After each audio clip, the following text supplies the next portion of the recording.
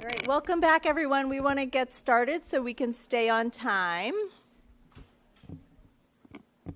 If everyone can come on in and take a seat, we'll go ahead and get started. What we're going to do next is kind of a speed, we said a speed dating. So we're going to go through very quickly resources to support faculty across our tripartite mission, so across the research, clinical, and education missions. Please know that we will provide access to all of the slides, and what we've asked is that each presenter let you know where you can find more information. So why don't we go ahead and get started. Our first presenters are Dr. Masaru Ishii and Dr. Kristin Redmond, who are going to tell you a little bit more about the Faculty Senate. Hi, my name is Masaru Ishii. I'm the Assistant Dean of Faculty, and I'm just going to do a really quick introduction, and I'm super excited to hand this over to Dr. Redmond. So the Faculty Senate is unique, and it's a very special leadership opportunity. If you think about that, almost every leader in any institution that you came from was somebody that got that job not through an elected mechanism. So within Johns Hopkins, and this goes back historically, they've created something called the Faculty Senate, and it's one of the few governing bodies within the school that you can be elected to. And that governing body has seats at the ABMF. So earlier we heard about Kevin Sowers as the leader of the health system, and we heard about Dean DeWeese as the dean of the medical school, and then there's this Johns Hopkins Medicine umbrella entity above where he's the CEO. This is with respect to the school aspect of that, and there's a board. And the Faculty Senate, for example, has 2 members on that board. So there are 2 representatives that go, and each director at Johns Hopkins, for example, has 1 vote. The Faculty Senate has 2 votes on that. It serves on the agenda committee, et cetera.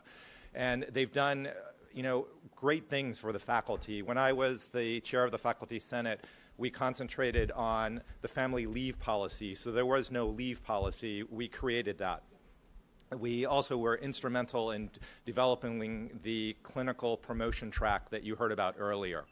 So I thought it would be great if I could introduce to you a very dear friend and a colleague and the chair of the Faculty Senate to hear it directly from her mouth, some of the wonderful opportunities that you could get from the Faculty Senate. So I'm going to introduce Dr. Redmond. I deal with her on a regular basis, also from a clinical perspective. And she's also the chair of the Faculty Senate. So Kristin? Thank you very much. It's very nice to meet you all. I'm Kristin Redmond. I am a radiation oncologist who specializes in tumors of the CNS, and I'm also the chair of the Faculty Senate. And as Dr. Ishii was just saying, the Faculty Senate is a really great way to bring together faculty members from across the School of Medicine. So we meet monthly in the MRB. Every department has a representative, which, as Dr. Ishii said, is elected. So the terms are typically 3 years, and you can do 2 consecutive terms. One of the big things that we try to do is help with communication across the School of Medicine. So you should be hearing from your senators after the meetings each month. So often they'll present in faculty meetings. If not, they'll come up with an alternative way to circulate information to your departments. If you're not hearing from them, feel free to let us know so that we can help facilitate that communication with you all. As you move through your time at Hopkins, certainly keep the Faculty Senate in mind. It's a really great way to get to know people outside of your clinic or lab or the research that you're doing, to get to know people across the school, and also to get to know the leadership across the School of Medicine.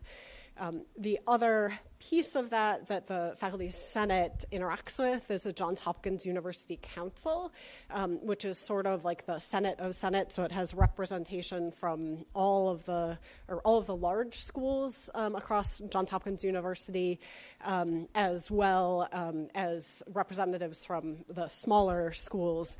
the deans from a variety of schools, president, provost, all attend that meeting. And so that the goal of that is to facilitate communication across the university and to address issues that impact faculty across the entire school.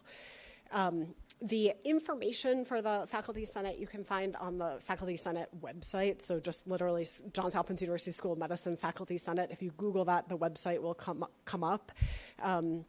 Your senators, the website is not updated yet for this year, but hopefully in the next month or so it will be updated for this year. If there are issues that you want us to, that affect the whole School of Medicine, that you want us to try to help with, feel free to email me, Kristin, Redmond, or the other officers. Our information is on the website. Welcome. Yeah, I am confident that you all are going to love working here. Those of you who have been here probably are saying for the same reason that many of us are, that it really does. I often do feel like a kid in a candy store here, from both a research, clinical, and teaching standpoint. So welcome. Let us know what we can do to help.